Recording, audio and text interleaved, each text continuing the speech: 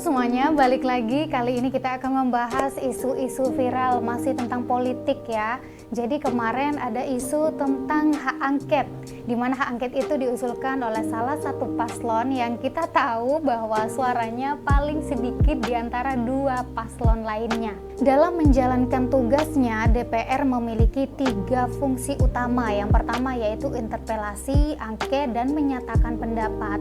Nah, kemarin ini kan ramai membahas tentang hak angket, di mana hak angket ini dibahas oleh paslon nomor urut 3 Ganjar Pranowo yang menganggap bahwa ada kecurangan dalam pemilu 2024. Ganjar menilai hak angket ini digunakan untuk meminta pertanggungjawaban dari KPU dan Bawaslu terkait adanya kecurangan pada pemilu 2024 yang dianggap terstruktur, sistematis, dan masif. Nah, jadi DPR akan melakukan penyelidikan terhadap suatu masalah yang berpengaruh luas kepada masyarakat. Namun sebelum kita berangkat ke apa sebenarnya itu hak angket, kita perlu tahu bahwa sebelum melakukan hak angket ada proses-proses di mana itu tidak gampang. Nah, hak angket ini paling sedikit diusulkan oleh 25 orang DPR dan lebih dari 1 fraksi. Nah, selain itu pengusulan hak angket ini harus disertai dengan dokumen dan juga alasan penyelidikannya. Mendapatkan persetujuan dari rapat paripurna DPR yang dihadiri lebih dari setengah dari jumlah anggota DPR. Oke, biar nggak lama-lama kita langsung aja tonton beberapa video-video yang beredar di media sosial. Dan saya pernah menjadi pimpinan komisi, ya, maka saya sampaikan. Yang pertama, kalau ingin melihat, membuktikan, mengetahui, hak angket paling bagus karena kita menyelidiki. Itulah yang kemudian saya usulkan waktu itu. Di bawahnya interpelasi. Minimum sebenarnya Komisi 2 memanggil penyelenggara pemilu apa yang terjadi. IT-nya lah, kejadian setiap TPS kok melebihi 300, ini kan anomali. Masa kayak gini diam aja? Enggak lah. Mestinya DPR segera ambil sikap ini, undang penyelenggara pemilu, undang para pakar, undang masyarakat, sehingga mereka akan bisa menyampaikan. Ya, kalau angket kan pasti ada proses politik, ya. Kalau kita lihat komposisi suaranya, kira-kira yang setuju siapa, yang tidak siapa, matematika politiknya kelihatan. Tapi prosesnya pasti tidak gampang. Maka saya bilang, udahlah paling kecil aja, raker. Kalau raker itu bisa dilakukan dalam waktu segera, maka seluruh perdebatan yang ada di publik ini bisa ditarik ke zona netral untuk kemudian masyarakat bisa tahu apa yang terjadi. Dan sudah ada lampu hijau dari seluruh partai pendukung pengusung ini, Mas? Belum formal sih, baru statement-statement yang saya ikuti ya. Ya mudah-mudahan sih bisa terjadi. Saya sih mendorong minimum raker deh, biar bisa tahu. Nah, jadi dalam video ini di mana pertama kali Ganjar mengusulkan untuk mengadakan hak angket. Nah, menurut Ganjar, hak angket merupakan salah satu cara yang paling baik untuk menemukan kecurangan dalam pemilu. Ganjar menyampaikan keinginan untuk melakukan angket itu. Fraksi PDI Perjuangan adalah fraksi yang terbesar. Kami yakin bahwa koalisi perubahan, Partai Nasdem, Partai PKB, Partai PKS akan siap untuk bersama-sama. Jadi siap. Saya memandang dengan adanya inisiatif angket, proses di DPR bisa berjalan. Kami siap dengan data-datanya dan di bawah kepemimpinan fraksi terbesar, maka proses DPR bisa berjalan. Saya yakin Partai Koalisi Perubahan siap untuk menjadi bagian dari itu. Ya sudah, kami ada di jalan perubahan. Ya. Nah, jadi ini salah satu video saat Anies Baswedan dimintai respon terkait hak angket yang diusulkan oleh Ganjar. Nah, di sini Pak Anies sangat setuju dengan usulan hak angket dari Pak Ganjar tersebut, dan dia menyebut beberapa partai-partai yang mendukung mereka akan mengungkapkan itu semua. Menanggapi usulan hak angket untuk mengusut dugaan kecurangan pemilu yang digulirkan Capres Ganjar Pranowo, Cawapres Gibran Raka Buming Raka tidak mempermasalahkan usulan itu. Ia justru berterima kasih kepada Ganjar telah mengusulkan hak angket itu. Ya, masalah hak angket, segala kritikan, evaluasi, demo, atau ataupun surat-surat terbuka apapun itu ya kami tampung sebagai bahan evaluasi, masukan dan lain-lain ya. Yes, matur nuwun Pak Ganjar untuk masukan-masukannya. Yes, yuk. Jadi respon dari Gibran itu sendiri, dia hanya mengucapkan terima kasih atas usulan dari Pak Ganjar tentang hak angket.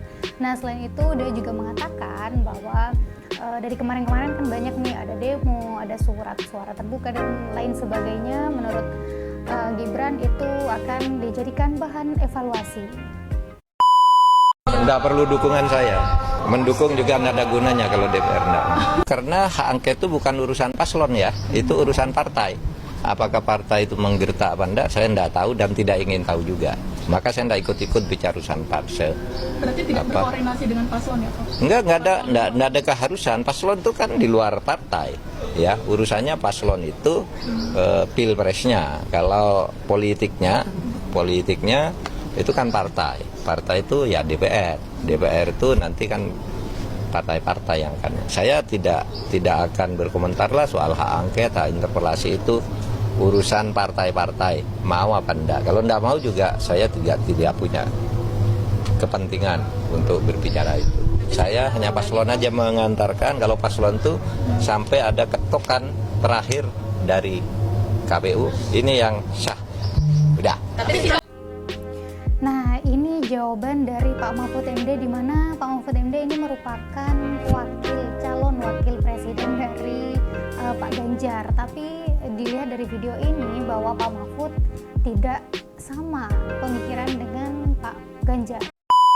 Ada hak angket pemilu soal kecurangan itu? Yang jelas kita tidak usah prejudis ya, ada kecurangan dan lain sebagainya. Saya tahu ini adalah bagian ekspresi dari berbagai kalangan pasca pemungutan suara. Itu wajar. Setiap tahun pemilu, dimanapun, di negara manapun selalu ada isu-isu demikian. Tetapi saya punya keyakinan, walaupun sekarang masih penghitungan sementara, tetapi yang jelas sudah bisa terbaca siapa yang menjadi pemenang pemilu. Walaupun kita menghormati sampai dengan tuntas secara formal, tetapi yang jelas kita justru harus move on, melihat ke depan, 5 tahun, 10 tahun ke depan ini banyak tantangan dan komplikasinya. Oleh karena itu, saatnya kita sudah membangun kembali rekonsiliasi bangsa dan kita berikan ruang demokrasi. Kalau ada yang tidak puas, ada mekanismenya, silakan. Berarti akan menentang. Nah, ini respon dari AHY, di mana dia mengatakan bahwa hal itu biasa. Ada isu-isu hak angket, ada isu kecurangan dan lain sebagainya, itu biasa dalam pemilu. Jadi setiap tahunnya memang seperti itu. Jadi AHY mengatakan mending move on aja. Wacana hak angket itu menghilangkan substansi pemilu. Pertama saya harus bilang itu hak konstitusi setiap anggota yang kita juga nggak bisa mengintervensi, dan juga itu menjadi hak konstitusi anggota dan hak konstitusi masing-masing fraksi. Karena dalam Undang-Undang MP3 dan Tatip DPR itu syarat untuk mengajukan hak angket itu 25 orang minimal, lebih dari satu fraksi. Itulah menjadi. Nah, ini merupakan persyaratan sebelum melakukan hak angket itu. Jadi minimal 25 orang DPR, lebih dari satu fraksi. Syarat usulan pertama. Lalu diketok dan disetujui di rapat paripurna. Lalu disetujui pada rapat paripurna. Itu dihadiri oleh setengah plus 1. Paripurna itu dihadiri oleh setengah plus 1. Jadi artinya maksud saya itu adalah mekanisme pengajuan hak angket. Itu satu. Lalu yang kedua, kalau terkait gertakan, waduh, itu silakan ditanyakan kepada masing-masing partai yang mengajukan. Namun jadi bukan ditanyakan ke kita. Kalau kita kan jelas positioning kita kepada aspek proses yang sedang berjalan.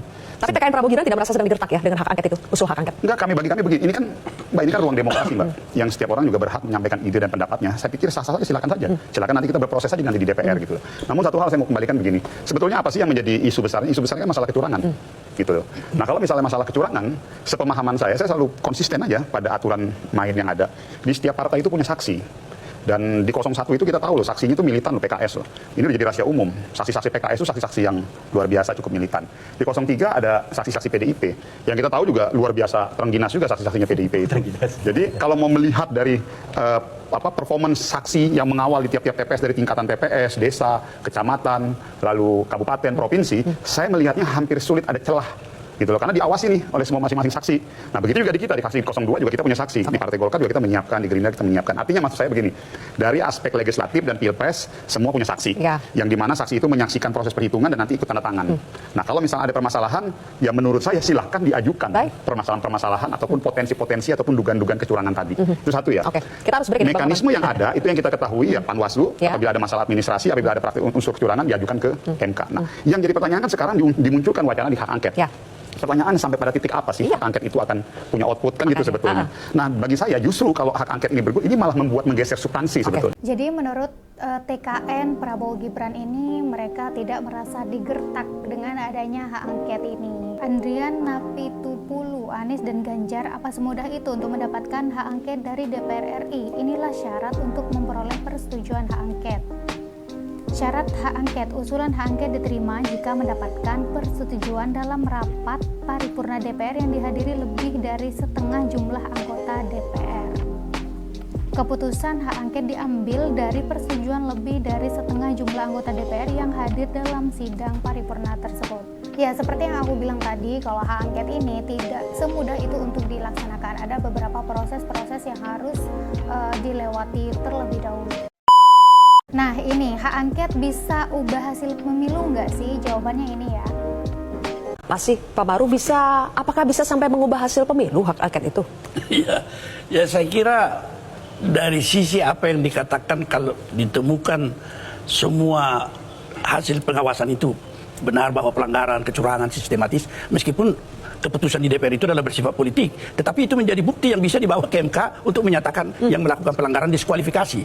Oleh karena itu kalau dari sisi kesulitan pembuktian di MK itu dengan tenggang waktu yang sangat sedikit itu sebenarnya membutuhkan suatu proses pengumpulan barang bukti seperti yang dilakukan kalau di dalam satu angket dengan satu penyelidikan yang memiliki kualitas juga, misalnya memanggil menteri di dalam hal kalau misalnya dipersoalkan apakah misalnya bansos atau BLT itu adalah dari anggaran APBN yang dipakai juga, dan ada bukti bahwa misalnya Jadi beliau mengatakan bahwa memang hak angket itu mau dilakukan harus ada beberapa dokumen-dokumen yang memang menjadi bukti gitu sebagai kecurangan pemilu 2024. Seperti yang disebutkan di gambar bahwa bantuan sosial itu ada gambar Gibran, dan kuantitas daripada alat bukti seperti itu yang diduga terstruktur sistematis masif itu bisa menjadi alat bukti yang sangat konkret di MK, menutup waktu atau tenggang yang terbatas di MK itu. Nah, jadi kan kemarin ada isu-isu adanya bansos ada bansos yang bergambar Prabowo Gibran dan lain sebagainya, itu juga cukup sebagai bukti menurut beliau. Output dari hak angket itu bisa menjadi bukti di MK. Ya, kalau ini bisa terjadi ya. Kalau terkejar gitu ya, secara timeline-nya ya. Tapi tidak hanya output ya, dalam proses kan ada pemeriksaan kan. Jadi siapa tahu tiba-tiba pemeriksaan ini menemukan sebuah fakta yang barangkali tidak bisa diungkapkan di tempat lain. Misalnya ini mohon maaf ya, misalnya dugaan keterlibatan aparat.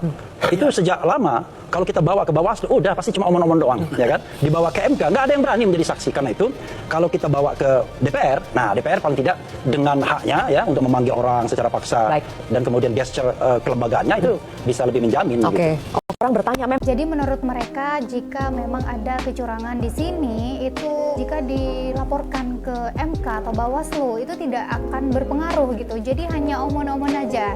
Jadi mereka mengatakan mending DPR aja yang menyelidiki kasus tersebut. Pimpinan Komisi 3 DPR Habibur Rahman menanggapi usulan Capres nomor urut 3 Ganjar Pranowo yang menyeru fraksi-fraksi di DPR untuk melakukan hak angket atas dugaan kecurangan pemilu 2024. Menurutnya usulan hak angket tersebut akan sia-sia karena sudah 10 tahun terakhir tidak ada hak angket yang lolos di lembaga legislatif tersebut. Dirinya menyebut hak angket sempat digulirkan pada tahun 2009 lalu dan berakhir pada keputusan pemilih yang tak masuk daftar pilih bisa memilih sepanjang memiliki dokumen. Dirinya menambahkan jika pemilu kemarin terjadi masalah, hak angket seharusnya diajukan sebelum pemungutan suara dilakukan.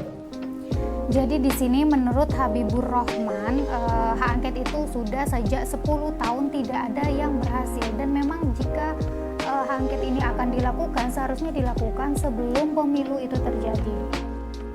Ini sudah 10 tahun setahu saya nggak pernah ada hak angket yang berhasil lolos. Coba deh dulu usulan hak angket soal kenaikan BBM, usulan hak angket soal macam-macam ya.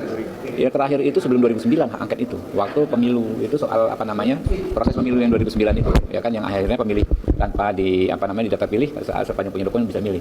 Setelah itu nggak ada. Nah, makanya harusnya kemarin kalau dianggap banyak masalah, yang namanya hak angket ini kan waktu proses sebelum coblosan harusnya. Jadi banyak rekomendasi perbaikan yang bisa dilakukan untuk memperbaiki pemilu.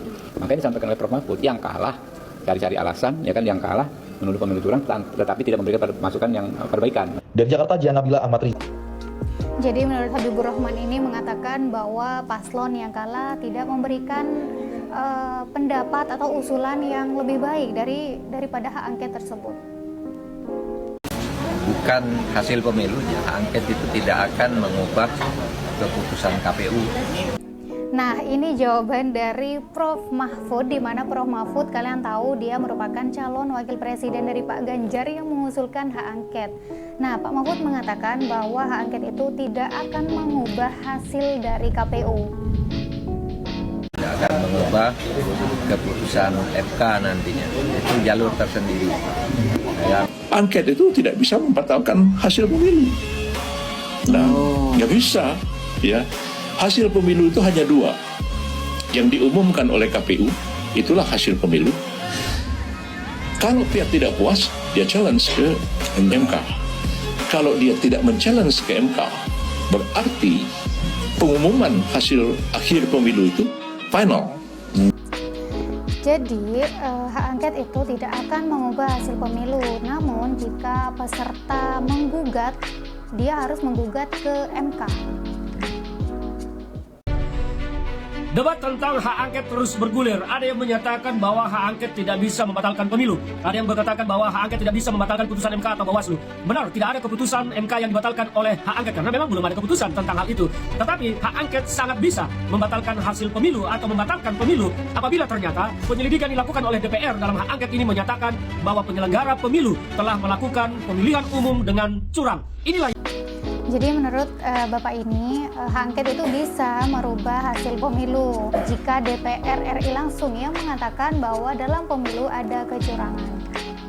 Urusannya dengan perkara selisih suara antar capres, perkara perolehan suara atau perkara kecurangan paslon yang lain. Tidak membahas kecurangan paslon, tetapi membahas dugaan kecurangan yang dilakukan oleh. Tidak membahas kecurangan paslon, tapi membahas dugaan kecurangan dari paslon. Itu katanya. Penyelenggara pemilu. Domain hak angket di situ. Jadi ini bukan tentang sengketa pemilu, tetapi tentang dugaan kecurangan yang dilakukan oleh penyelenggara pemilu. Itu yang diselidiki oleh hak angket. Dan kalau ternyata hak angket ternyata menemukan bahwa KPU melakukan kecurangan secara sistematis, maka DPR berhak menyatakan pemilu dibatalkan dan memerintahkan presiden untuk melakukan menyelenggarakan pemilihan umum yang diulang. Jadi harus dipahami, ini bukan tentang sengketa antar capres, tetapi menyelidiki dugaan kecurangan yang dilakukan dan diduga dilakukan oleh KPU.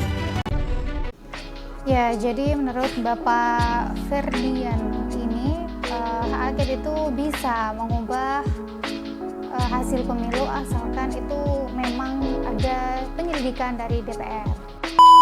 Nah, ya, jadi itu merupakan video-video dari isu hak angket yang diusulkan oleh salah satu paslon Ganjar Pranowo, di mana ya kalian tahu bahwa Pak Ganjar memiliki suara yang tidak sampai 20%. Nah, jadi kalian bisa menilai sendiri bagaimana, saya juga nggak tahu.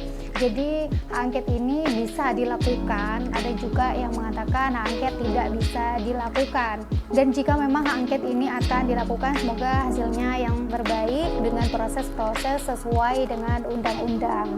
Oke, itu aja video dari aku. Jangan lupa komen dan video apa lagi yang bakalan kita bahas di video selanjutnya. Jangan lupa like dan subscribe. Bye-bye.